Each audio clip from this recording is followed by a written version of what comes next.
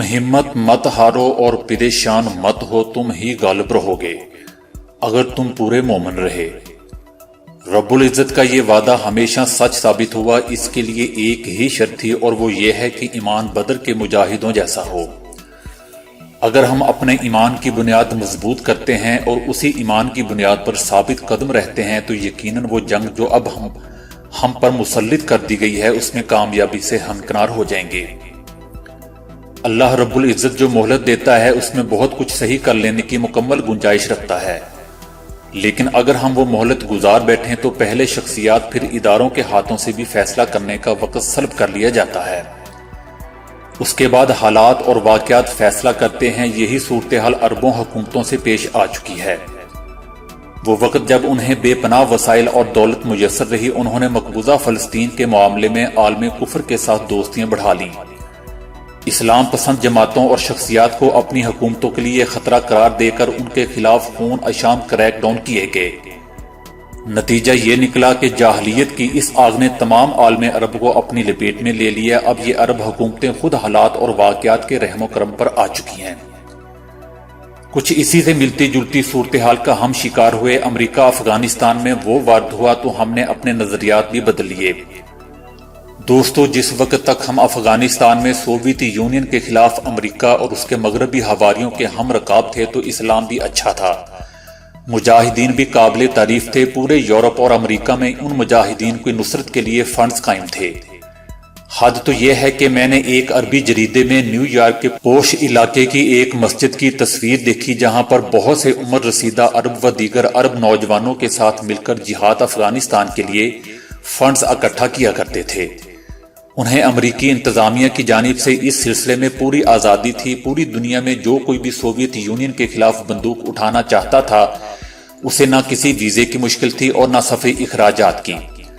پشاور کے علاوہ بہت سی خلیجی ریاستیں ایسی تھیں جن کے ہاسپٹل میں مجاہدین کا علاج کیا جاتا تھا۔ عسکری لحاظ سے عالم عرب کا سب سے طاقتور ملک مصر، جس کے لبرل صدر انور سادات جہاد کی فضیلت پر لمبی لمبی تقریریں کیا کرتے تھے۔ یہ بھی خبریں ہیں کہ افغان مجاہدین کو جدید اسلحے کا استعمال سکھانے کے لیے جو امریکی عسکری ماہرین خطے میں آیا کرتے تھے ان کے کور میں بہت سے اسرائیلی فوجی ماہرین بھی ہوا کرتے تھے جو اپنی خدمات پیش کر رہے تھے۔ مصر کے پاس روسی پرانا اسلحہ بھی افغان مجاہدین کے لیے خریدا جانا پوری دنیا میں ہر سو جہاد کی ایک منڈی لگا دی گئی تھی، صرف اس لیے کہ اس جنگ کا ایک بڑا فریق اب امریکہ اور اس کا حواری یورپ بھی تھا۔ پھر یوں ہوا کہ افغان اور عرب مجاہدین اور پاکستان کی بے تحاشا قربانیوں کی بدولت سوویت یونین تحلیل ہو کر تاریخ کا حصہ بن گیا۔ اب امریکہ اور اسرائیل کا بہت بڑا مسئلہ حل ہو چکا تھا، اس لیے اب ان کے چہرے سے اصل نقاب اترنے لگا۔ پاکستان کی جانب سے اس جنگ کو کمانڈ کرنے والے جنرل ضیاء الحق اور ان کی ساری عسکری ٹیم کو اس خوف کی بنا پر شہید کر دیا گیا کہ اتنا بڑا ٹاسک مکمل کر لینے کے بعد کہیں ان کا رخ اب بھارت اور فلسطین کی جانب نہ ہو جائے۔ سوویت یونین کو توڑنے والی مجاہدین کی بڑی تعداد، جس میں تقریباً ہر قومیت کے مسلمان نے حصہ لیا تھا، کسی وقت بھی بھارت اور اسرائیل کے خلاف کمر بستہ ہو سکتی تھی۔ اس خوف کے پیش نظر ان مجاہدین کی کمر توڑنے کے لیے پوری دنیا میں پہلے بنیاد پرستی کا پروپیگنڈا کیا گیا۔ تقریباً تمام مسلم ممالک کی حکومتیں امریکہ کو خوش کرنے کے لیے اس امریکی دجالی راگ میں اس کے ہم آواز ہو گئیں۔ مسلم ممالک کی انتظامیہ کو یہ باور کرایا جانے لگا کہ اب یہ تنظیمیں اسلامی تحریکوں کے ساتھ مل کر اسلامی خلافت دوبارہ قائم کرنے کی کوشش کریں گی، اور یہ سب کچھ ان کی حکومتیں ختم کرنے کے بعد ہی ممکن ہے۔ دوستو، یہ ایک طویل مدتی صہیونی منصوبہ تھا جس کے تحت خود ان مسلم ممالک کی افواج کے ذریعے مستقبل کے خطرے ان جہادی تحریکوں سے وابستہ افراد کو منظر سے ہٹانا تھا۔ اس کے بعد امریکہ اور اس کے صہیونی و دجالی مغربی اتحادیوں نے نہ صرف بھارت کو خطے میں محفوظ کرنے کی کوشش کی بلکہ مقبوضہ کشمیر کی تحریک آزادی کو بھی دہشت گردی سے معصوم کر دیا گیا۔ اس کے بعد جس وقت 9/11 کے ڈرامے کے بعد امریکہ خود اپنے صہیونی دجالی مغربی اتحادیوں کے ساتھ افغانستان میں وارد ہوا تو اس نے وہی مسلم ممالک جو کسی زمانے میں سوویت یونین کے خلاف افغان مجاہدین کا بیس کیمپ ہوا کرتے تھے، ان کی مدد سے افغان طالبان کی حکومت کا تختہ الٹ کر وہاں شمالی اتحاد کی بھارت نواز کٹ پتلی حکومت بٹھا دی۔ جس نے ایک طرف افغانستان میں اپنے پنجے گاڑنا شروع کر دیے تو دوسری جانب پاک افغان سرحد کے ساتھ قونصل خانوں کی شکل میں پاکستان کے خلاف دہشت گردی کے اڈے قائم کر لیے، جس نے آنے والے دنوں میں متعدد مرتبہ تباہی مچائی۔ بھارت ایک طرف امریکہ کو استعمال کروا کر مقبوضہ کشمیر میں لائن آف کنٹرول پر باڑ لگانے میں کامیاب ہو چکا تھا، تو دوسری جانب وہ پاکستان کے عسکری اداروں کو پاک افغان سرحد پر مصروف رکھنا چاہتا تھا۔ لیکن 2005 کے بعد جیسے ہی افغان طالبان کی بھرپور مزاحمت کا آغاز ہوا تو امریکہ کے ساتھ ساتھ بھارت کے افغانستان میں خواب چکنا چور ہونا شروع ہو گئے۔ اب جب کہ بظاہر امریکہ افغان طالبان سے جنگ بندی کی بھیک مانگ رہا تھا، دوسری طرف بھارت کو مقبوضہ کشمیر اپنے ہاتھوں سے پھسلتا محسوس ہونے لگا تھا۔ اس لیے اس بات کو ہمیشہ مد نظر رکھا جائے کہ مقبوضہ کشمیر کے حوالے سے بھارتی آئین کی شق 370 کو ختم کرنے کی ٹائمنگ بہت اہم ہے۔ ایک تو بھارت کو اس بات کا مکمل ادراک ہو چکا تھا کہ پاکستان میں شریف خاندان، زرداری گروپ اور MQM لندن جیسے سہولت کاروں کا زور توڑا جا چکا ہے۔ دوسری جانب افغانستان کی جنگ سے امریکہ بڑا نقصان اٹھا کر تھک چکا ہے۔ امریکہ اس بات سے اچھی طرح باخبر ہے کہ وہ افغانستان میں مزید 20 برس بھی رہے تو نتائج یہی ہوں گے جو آج ہیں، لیکن اس کے ساتھ ساتھ امریکی صہیونی اسٹیبلشمنٹ پاکستان کو بے بس کرنے کے در پہ بھی ہے، لیکن اس سلسلے میں اب تک اس کے تمام حربے ناکام ہو چکے ہیں۔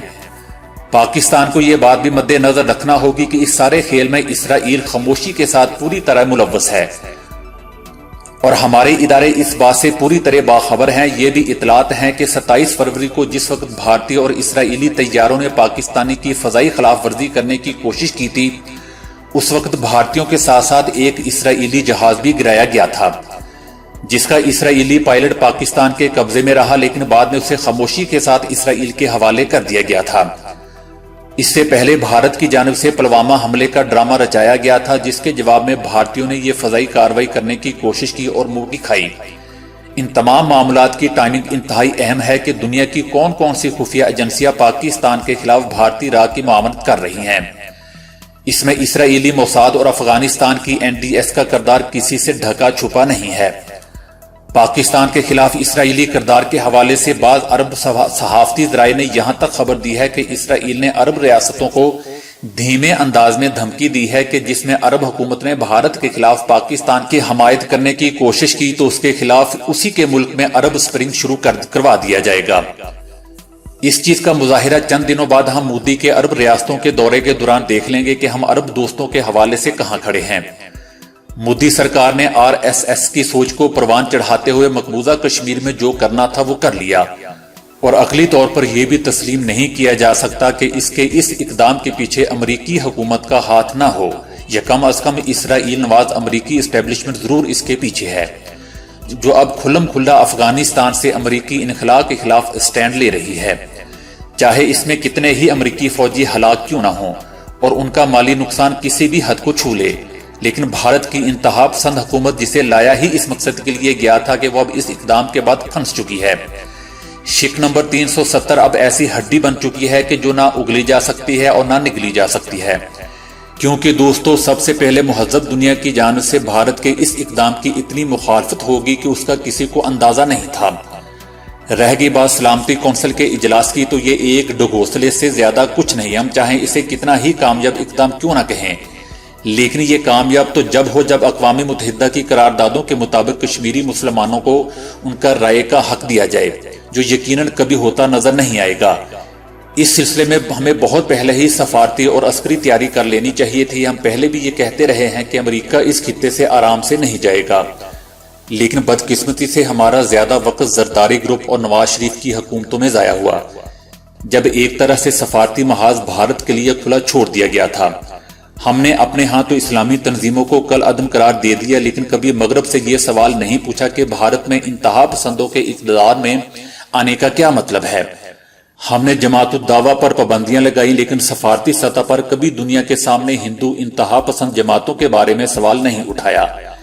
اب جبکہ خطے کے حالات واقعات کے ہاتھوں میں جا چکے ہیں تو ہمیں ہر طرح کی تیاری رکھنا ہوگی۔ IMF اور FATF جیسے صہیونی اداروں کی بلیک میلنگ سے نکلنا ہوگا، کیونکہ ان اداروں کا مقصد ہی یہ ہے کہ مسلمان ملکوں کے ہاتھ پیر باندھ کر انہیں عالمی صہیونی استعماریت کے سامنے نہتہ کر دیا جائے، یہ سب کچھ اس لیے ضروری ہے کہ دجالی قوتوں نے بھارت کو آگے کر کے ہمارے سر پر ایک نہ ٹلنے والی جنگ مسلط کر دی ہے۔ ہمیں کہا جا رہا ہے کہ مقبوضہ کشمیر بھول جاؤ، بلکہ اب آزاد کشمیر کی بات کرو۔ بھارت ان احمقانہ اقدامات کی کیا قیمت ادا کرتا ہے، اس سے عالمی صہیونی قوتوں کو کوئی غرض نہیں۔ بھارت کی علیحدگی پسند تحریکوں میں ایک زور آ چکا ہے، وہ سمجھتے ہیں کہ آئندہ ان کا حشر بھی مقبوضہ کشمیر جیسے ہونے جا رہا ہے۔ دیگر اقلیتوں میں بے چینی پائی جاتی ہے، سکھوں کی تحریک ایک مرتبہ پھر پروان چڑھنے کو ہے۔